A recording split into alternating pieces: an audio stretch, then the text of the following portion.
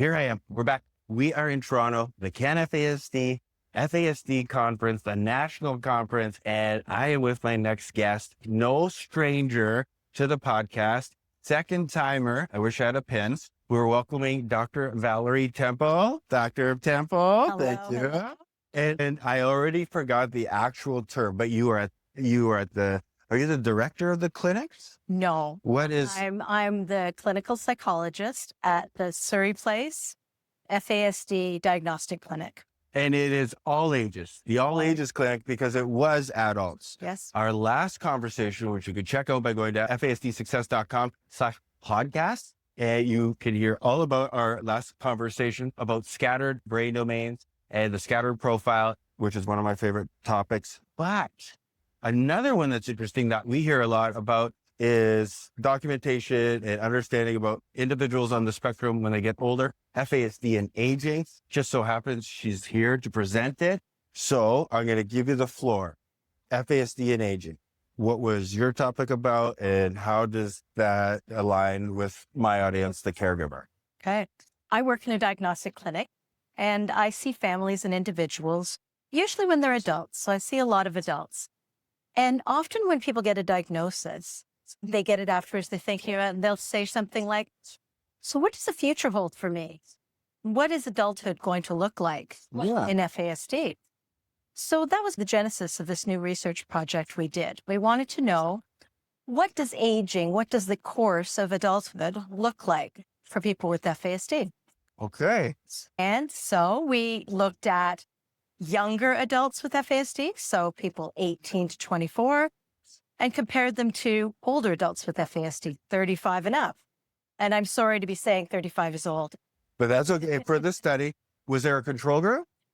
No, it was a comparison of the two. So I compared the younger ones. I guess you could say they were the control group, and the older ones. So 18 to 24 and 35 to 60.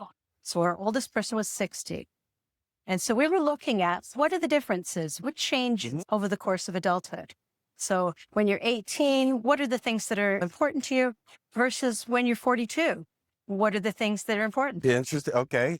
As a neurotypical, whatever that means, you're at 18 is navigating maybe the end of high school, job, relationship, maybe paying some bills, hopefully, right? You're Yes. kind of. And then at 42, 44 now, it is different. It's family, it's stability, it's safety. Yes. That's what's important now. That's very true. Cool. So the 18 to 24, we call them the transition age, because they are transitioning out of the school system into the adult kind of system. Yes. And a lot of things change. And as you say, a lot of people, when they're at that age, they're younger. They have the younger concerns. But by the time you're 35, you're into the real meat of adulthood. You're going to get a job if you're going to get a job. Maybe you're thinking about moving out. Maybe you're thinking about relationships, and maybe you're thinking about your future. So it's a different kind of, It is. it's a different time. Yeah. Okay. What did you guys find? Like the correlation? Yeah. So we looked at three different things. We looked at what the situation of those groups are, each group. We looked at their abilities. So their domains, the brain domains, did they change?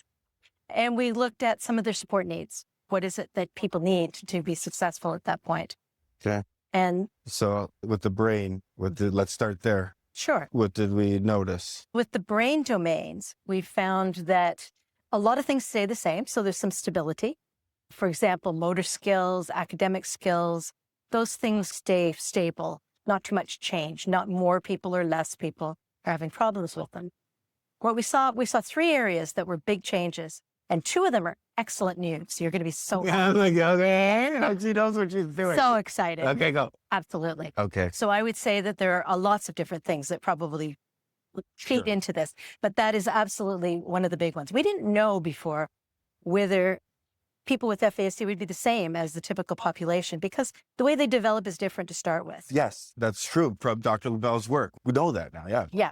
So we know that in the neurotypical population, brain development and the higher levels of the brain keep developing into the end of your 20s. But we didn't know whether that was going to be the case for FASD. And indeed, it looks like that, because people are, compared to the 18-year-olds, the 35 and 42-year-olds are doing much, much better on executive functioning. Okay, now here's the deal.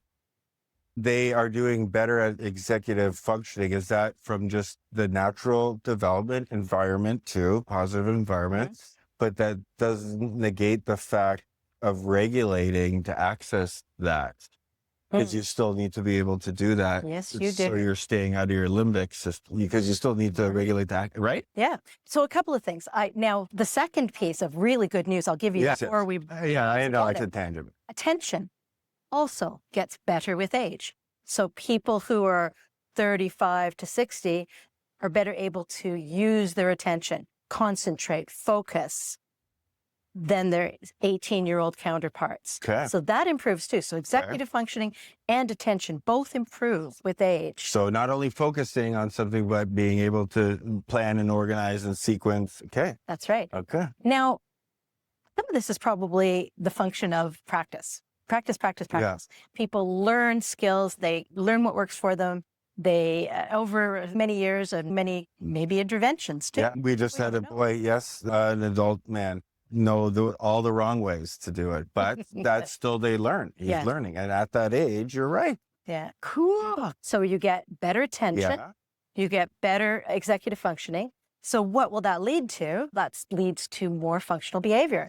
Yes, it Right? leads to being able to function in society and making better decisions. Okay, keep going. One of the things that parents are always asking me when they come at their 18-year-old kind of level, do you think my child is ever going to be able to live on their own, live independently?